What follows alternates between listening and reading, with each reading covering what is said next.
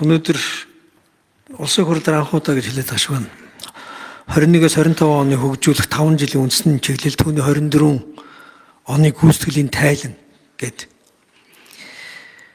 Өнгөрсөн 5 жил за юу болоод өнгөрсөн бэ гэдэг л үнэлгээ яваад ах шиг байна. Засгийн газар дотоод аудитын байгууллага хөндлөнгөөс үнэлэхээс гадна олон улсын байгууллага хэрхэн яаж үнэлж байгаа тухай бас яг энэ хилцүүлэг эхлэхэд бум очрогш хүмүүс хэлнэлээ. Энэ Монгол улс чинь автор ер нь бол дарангуулахын тогтолцоор шилжчихсэн юм шүү гэж. Тэгээ магадгүй ингээд засгийн газараас тайлан дурддагдаа гараад ирэхээр том төслүүд эдийн засгийн тоо баримтуудаа илүү хилээд байгаа болохоос биш. Яг энэ иргэний эрх ардчлал, хуулийн засаглал тал руугаа юу исэн бэ гэдэг үзүүлэлтүүд бол маш сул байна. Энэ тайлан хилцхийн өмнөхөн биднээс төмөр замын холболттой холбоотой бас нэг асуудал хэлсэн. Тэн дээр ерөнхий сайд маш ноцтой нэг үг хэлнэлээ. Монгол улсад төр байхгүй болцсны хариуцлага алдагдсны хамгийн том жишээ байх. Монгол улсын засгийн газар өөрийнхөө хийсэн гэрээг өөрөөсөө олохгүй байна. Айл улсаасаа энэ гэрээг олж ирлээ гэдэг үг хэлсэн. Үндэсний аюулгүй байдлын олс чинь бараг хэлгсэн дээрээ тогтож байгаа юм биш үү гэдэг тийм хардлагт, тийм санаа зовлоныг бараг хэлмээр тийм үг хэлсэн. Яхаараа засгийн газрын архив дотор байгуулсан гэрээ байхгүй болчтой юм. Хариуцсан албан тушаалтууд нь юу хийж идэх юм? Засгийн газар өөрийнхөө дотор байгаа алдаа завхарлыг төр өөрийнхөө дотор байгаа энэ авилга гэж хэлэх юм уу, ашиг сонирхол гэж хэлэх юм уу, юу гэж хэлэх юм? Энэ зүйлээ ингээд олж тогтоож чадахгүй байж алдаагаа яхаараа иргэний хувийн амьдрал, бизнес эрхлэгчдийн бизнесийн дундаас ингээд босгож ирээд байгаа юм бэ.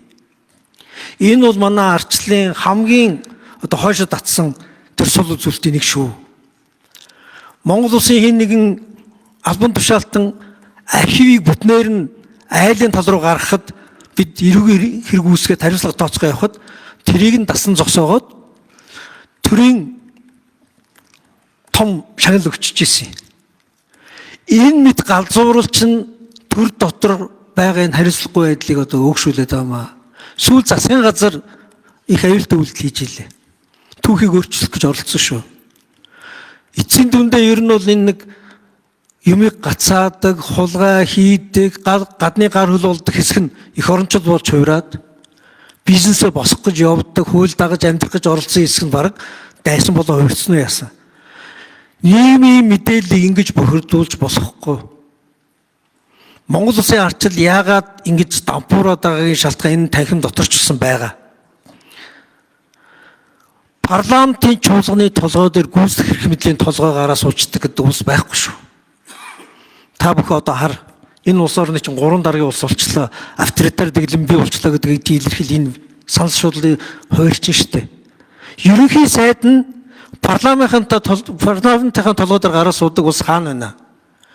Та бүхэн бусад арчилсан улсын парламентын зохион байгуулалтыг олоод хараарай. Ерөнхий сайд нь гишүүнийхээ суудлаар сууж байгаа. Энд гишүүдийн хариултанд засгийн газрынхаа байр суурийг тэндээс хэлж байгаа.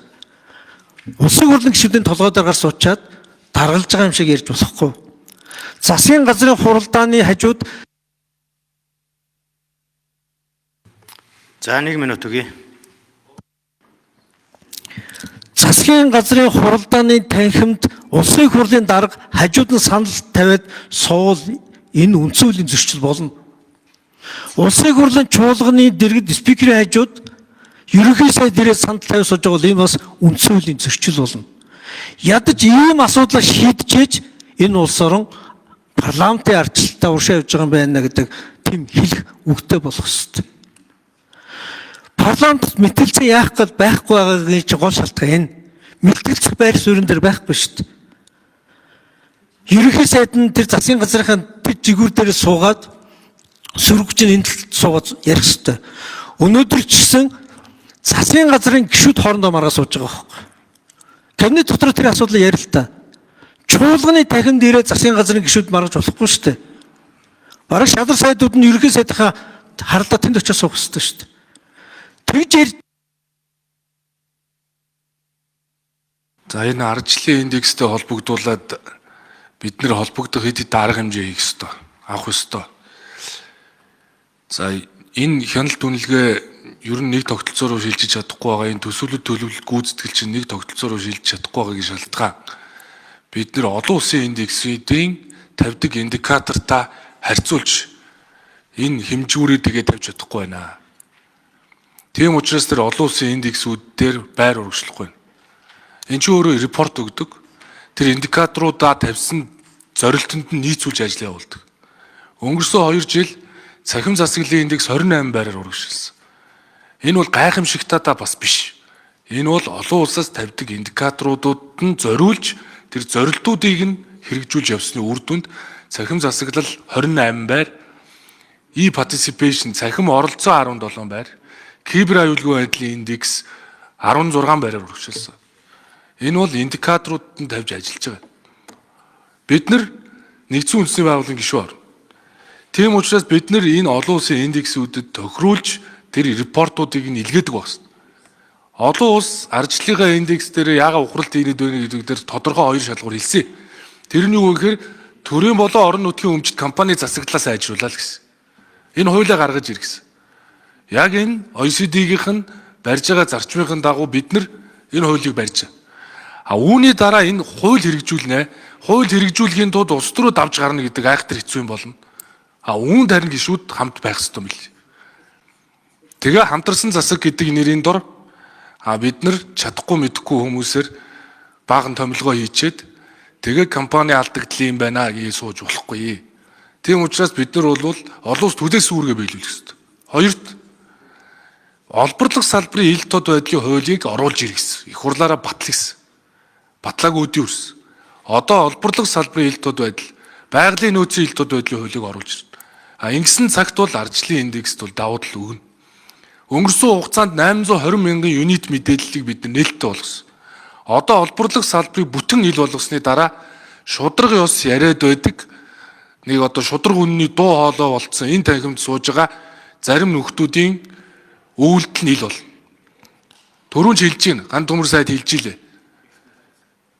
Яриад яваад байгаа гэж. Үг нь бол үнэ, үйлдэл нь бол худлаа гэдгийг хэлчихэ. Үг үйлдэл хоёр нэг цагт огтлцож байгаа ёстой шүү. Ярьж байгаа шигээ сайхан байвал сайхан байна. Амьдрал дээр өөр байгаа шүү. Тийм учраас хүний өөрийнхөө хамтарсан байгаа дээрээ энэ олборлох салбараа ил болгоё. Тогтоолоо оруулж ирээ. Тэгээ шийдээ. Хин нэг нь шудраг болж үлдэхэ болёо л гэж би хэлмээр байна. Засгийн газрын үйл ажиллагаатай холбоотой дээр бас хэлэх нэг санаа байгаамаа. Ер нь бусад улсын засгийн газар чинь бол парламент шиг хуралдаа суугаад идэх юм байлээ шүү.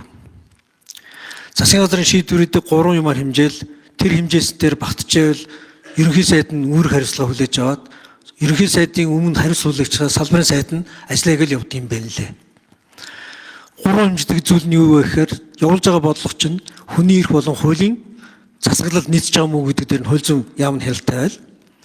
Төсөв мөнгө санхүүгийн нөөц нь хүрх юм уу гэдэг дээр нь сангийн яам нь хяналттай байл. Захиргааны нөөц байгаа мүү зохион байгуулалт нь болж байгаа мүү гэдэг дээр нь тэр хариуцсан чиг хөрөг бүхий сайд нь хяналттай байл явдаг юм байл. Яг энэ зохион байгуулалтыг араас нь дагаад парламент энэ чиглэлээр хяналт тавьдаг юм байл. Манайд хүний эрхийн үндэсний комисс гэж байгаа. Хүний эрхийн омбудсман гэж нэрлэв яана вэ нөө. Өнөөдөр энд тэдний төгөлд бас орж ирэх ёстой. Засгийн газрын үйл ажиллагаа яагаад хүний эрх рүү очихгүй байгаа юм бэ? Хүний эрхийн нөхцөл байдал нь яагаад дээшлэхгүй байгаа юм бэ гэдгийг хэмжиж хянахын тулд хүний эрхийн үндэсний комиссийн энэ үйл ажиллагаатай холбоотой дүгнэлтүүд нь бас орж ирэх ёстой. Сая засгийн учир сайдыг бас хөглөж байгаа шиг байна. Үнэхээр захиргааны нөөцөд анхаалгаад давхардуулсан оронтой бий болгоод процесс нь шудраг биш эсвэл зохион байгуулалт муутай яваад байгаа бол тэн дээр нь төрийн албаны зөвлөл одоо хяналт тавьж сууж явах хэрэгтэй шүү дээ. Төрийн албаны зөвлөлд зүгээр тэнд хөнлөн хэвтчих биш. Парламентын хэлтийг бид даасан байдлаар хэрэгжүүлж байгаа мэргэжлийн байгууллагынхаа хувьд улсын хурл руу дүгнэлтүүд оруулж ирээд гүйцэтгэх эрх мэдлийн байгууллагууд чинь зохион байгуулалт болохгүй байна. Мэргэжлүүдийн өвчнийх нь ур чадварт хүрэхгүй байна. Процесс нь болж өгөхгүй байх гэж байгаа бол энэ дүгнэлт одоо орж ирсэн энд яригдж явах хэрэгтэй байхгүй юу? Гэтэл ганцхан аудитын дүгнэлт орж ирээд тэрийг тойроод хилцэж гин гэдэг бол улсын хурл хар харааны хувьд Тэгээ Тэмүүжин гишүүн хэлж байгаа үнэ.